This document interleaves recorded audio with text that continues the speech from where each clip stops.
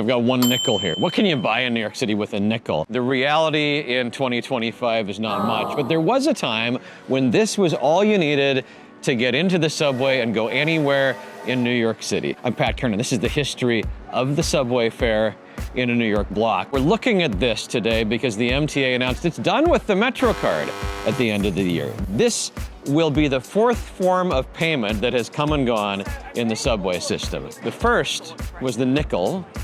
That was the fare when you first got into the subway when it opened in 1903. You put a nickel in the turnstile, the weight of the nickel triggered the mechanism to let you through. And that was the price of the subway, 5 cents for almost 50 years. It was finally after the war in 1948 that the price went up. They still wanted it to be a single coin though, so they had to double the price from 5 cents to 10 cents, and that only lasted for 5 years.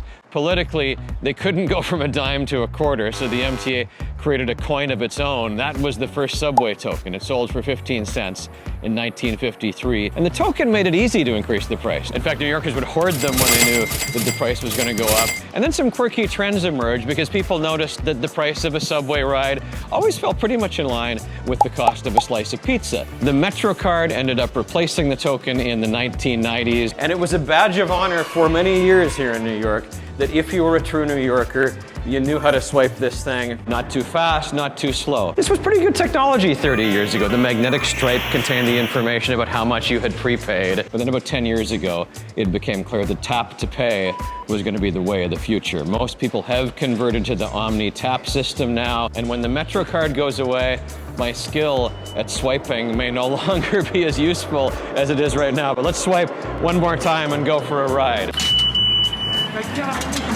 I'm Pat Kernan.